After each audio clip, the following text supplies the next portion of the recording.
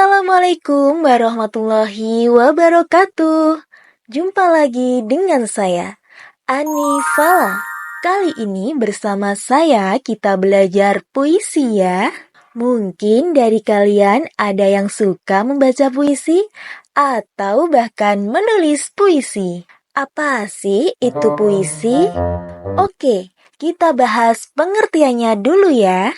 Puisi adalah bentuk karya sastra yang menggunakan kata-kata indah dan kaya makna. Mengapa disebut kaya makna?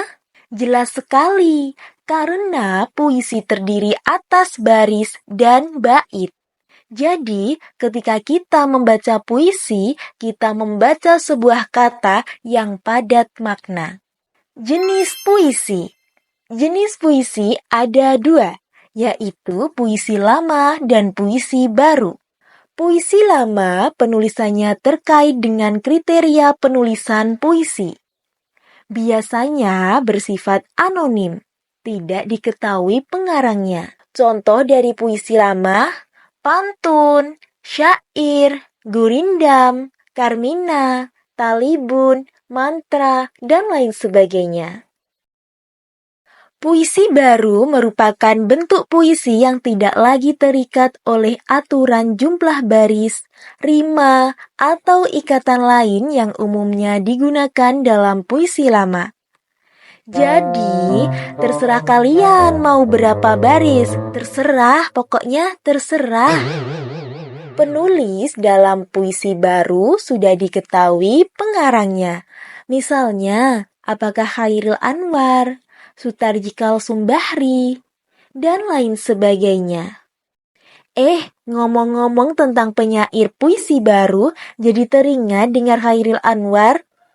Beliau adalah tokoh yang memulai puisi baru. Wow. Sampai saat ini, meskipun beliau sudah meninggal, karya-karyanya masih terus dikenang loh. Hayo, siapa yang mau meneruskan Chairil Anwar menjadi seorang penyair? Struktur puisi ada dua, yaitu fisik dan batin. Kalau misalkan kita umpamakan manusia, fisik berarti yang bisa dilihat secara langsung oleh mata. Misalnya, postur tubuhnya bagaimana, warna kulitnya bagaimana, dan lain sebagainya. Sedangkan struktur batin agak sulit dilihat oleh mata. Tapi kita tetap bisa merasakannya. Misalnya, saat ada orang yang sedih atau merenung, mungkin saja dia sedang patah hati atau nggak dikasih uang jajan oleh orang tuanya. Struktur fisik merupakan sarana yang digunakan penyair untuk mengungkapkan hakikat puisi yang terdiri dari tipografi atau perwajahan puisi. Tipografi atau perwajahan puisi adalah bentuk puisi seperti tata letak kata, pengaturan baris, hingga pemakaian huruf kapital yang tidak selalu di awal baris. Nah, silahkan simak puisinya Soetarji Kalsum Bahri yang berjudul Winka dan Sinka. Nah, kalian bisa lihat bentuk tipografinya tampak seperti naga di iklan susu beruang. Jika seperti itu, apakah boleh? Tentu boleh dong. Kalian mau berekspresi bentuk fisik tipografinya seperti bentuk pot bunga, lingkaran, atau yang lainnya, boleh saja. Tapi ada tapinya. Tipografi yang unik itu juga harus ada maknanya. Coba kita analisis puisi ini. Sebenarnya bentuk tipografi dari puisi ini memadukan kata kawin dan kata kasih yang dibalik. Seperti ada perdebatan, apakah saat kita mengasihi seseorang kita harus mengawininya, atau saat mengawini kita harus mengasihi orang tersebut.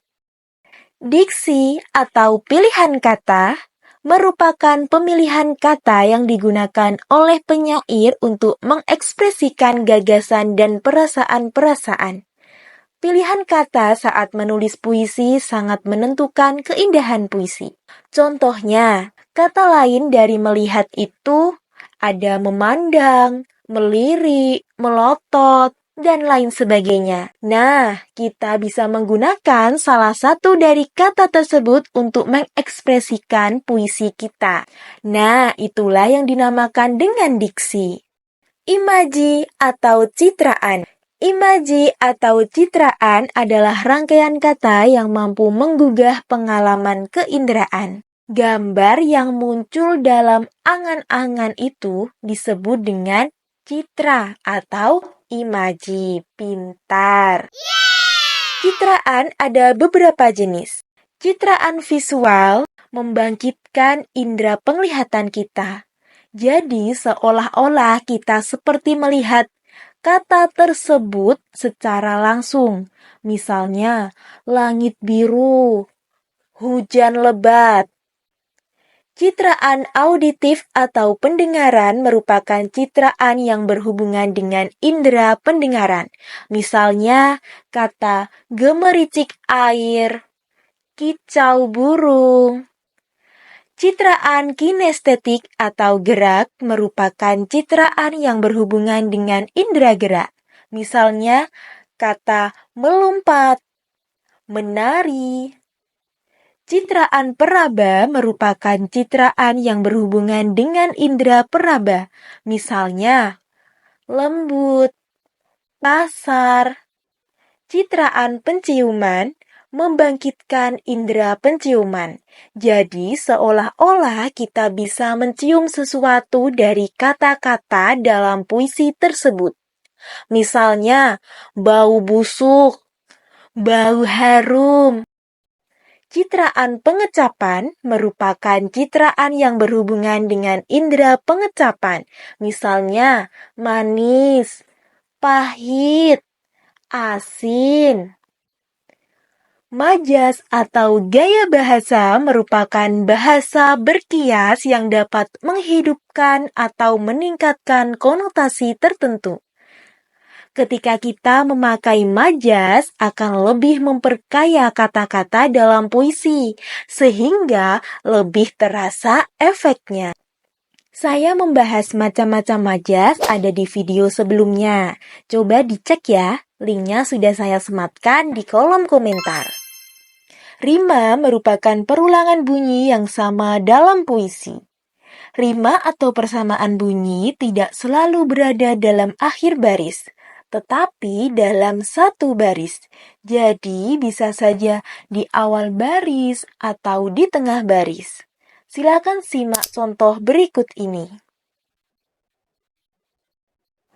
Rima itu banyak jenisnya, ada rima sempurna, rima tidak sempurna, dan lain sebagainya.